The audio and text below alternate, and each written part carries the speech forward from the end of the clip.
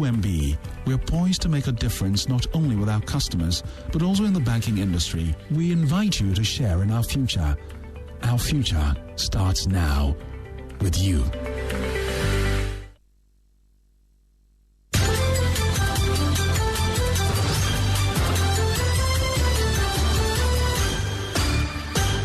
It's Friday, the 29th of January 2021. Hello and welcome to Joy News at 6 with me, Bernice Abubedulansa.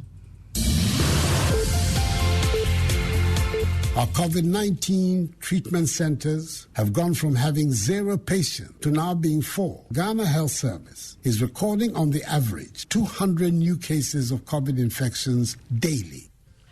COVID is real. Wear a mask. Stay safe. The news is live on Joy 99.7 and Hits 103.9 FM in Accra. Also on Love 99.5 in Kumasi. Affiliates across Ghana and worldwide at myjoyonline.com. Coming up, NDC General Secretary Asiedu Nketia mounts the witness box at the Supreme Court later today as he testifies in support of the John Mahama election petition. We hear from President Akufo-Addo's lawyers who say they'll interrogate his allegation that the EC cooked votes for the second respondent due to the chairperson's close familial relationship with his wife, Rebecca Akufo-Addo. Why is this business of blood relation between the chairperson and Rebecca Akufo-Addo, the first lady, coming up? These are pedestrian allegations. I don't think we should pander to them. In any event, he will get into the box. I hope he comes and we'll deal with it. We have details, and tomato transporters and importers threaten indefinite strike to protest persistent robbery attacks on them. And in business, suspicious rice brands hit market. We have details on a Joy Business report in 15 minutes. And the birth of a rare monkey breed in Ghana puts smiles on the faces of wildlife campaigners who say this could be salvation for monkeys on the verge of extinction in Ghana. The birth of a new mangabe is of huge significance for the population of the mangabes, and we hope that they will help us eliminate the risk of extinction of the species. Thanks for making time to be with us. We are home of independent, fearless, and credible journalism. The details now. President Akufo-Addo's legal team has described as pedestrian claims by the NDC's General Secretary Asiedu Nketia that the EC Chairperson Jean Mensa cooked figures for President Akufo-Addo in the 2020 elections. Mr. Nketia, who is due to testify at the Apex Court this morning, alleges in his witness statement that President Akufo-Addo benefited from this alleged vote padding because his wife is related to the EC Chairperson. Court correspondent Joseph Akable recounts what transpired in court on Thursday and how President Akufo-Addo's lawyers intend to deal with this allegation later today. Proceedings on Thursday centered mainly on Mr. Mohammed's second push to have the EC chairperson subjected to 12 questions. We thought it important to have those questions dealt with in interrogatories so that we would not be burdened. This was opposed. The arguments we have heard today by the applicant is just an emotional reaction to an unfavorable judgment quoting Adade, and therefore this application should be dismissed. The applicant has failed to demonstrate these very basic conditions to grant a review. And when questions were asked, answers were provided. If the questions are not relevant, if that is the position that's been taken, then they cannot be asked in cross-examination either. Are you attempting to cross a bridge you have not reached? I believe you put that bridge there. No, with respect, this very simple way of trying to interpret Rule 69C4 would lead to gross absurdity. The court turned down the request, leaving Mr. Mohammed's legal team unhappy. The refusal of applications are not fair to the petitioner in the light of the past and in the light of what is happening now. NDC General Secretary Asiedu Nketia is to testify on Friday.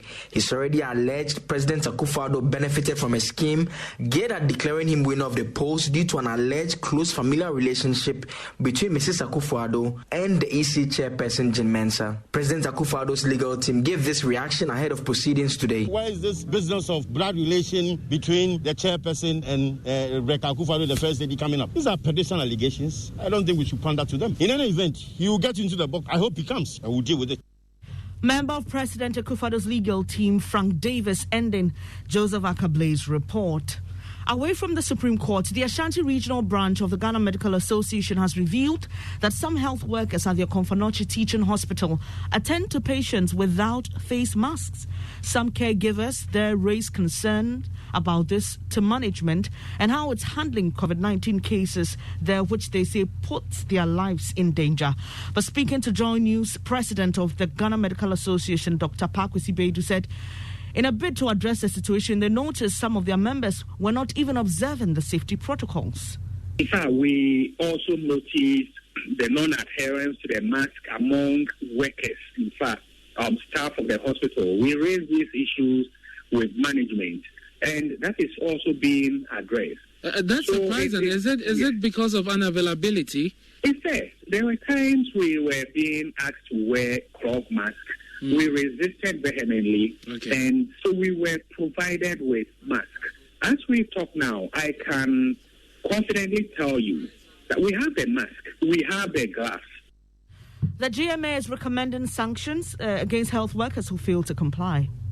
We've been noticing this. We tell them, and it's like a joke. So that even prompted the medical director of Okomfo-Anokye Teaching Hospital to issue a memo reminding all staff on the need to wear masks and other PPEs in the hospital. So we've even suggested to management that, look, these are our colleagues, but we think the time has come for some form of sanctions to be applied or meted out to staff who will not adhere to these protocols.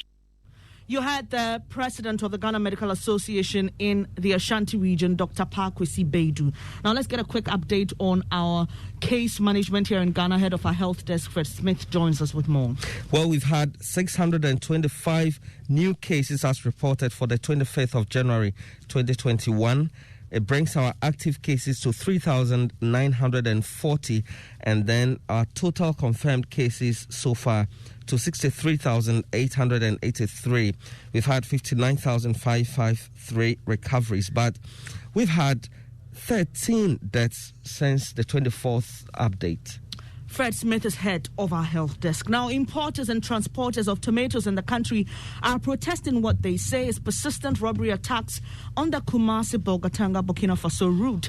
They've threatened to embark on an indefinite strike where all their vehicles will be grounded. Leaders want government to help intensify security patrols to protect their sector. Prince Apia has more in this report. The question is about the pass. I say, yes, government say, yes, no financing from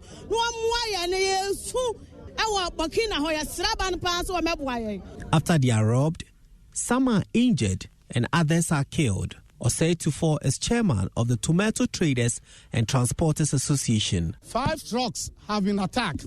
All this happened within Northeast region and then Upper East region.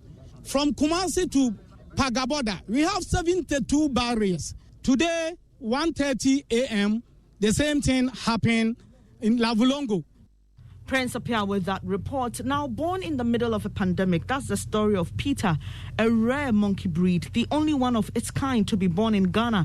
In the whole of 2020, wildlife conservationists are celebrating his birth as a major win in the fight against the extinction of manga bay monkeys in Ghana. Joy News' Justice Beidou has been given access into the Accra Zoo to see him. Okay, baby monkey in the arms of mother monkey. Fergus. Chechele, the mother, and Peter, the child, caressing each other in the heart of the Achimota forest.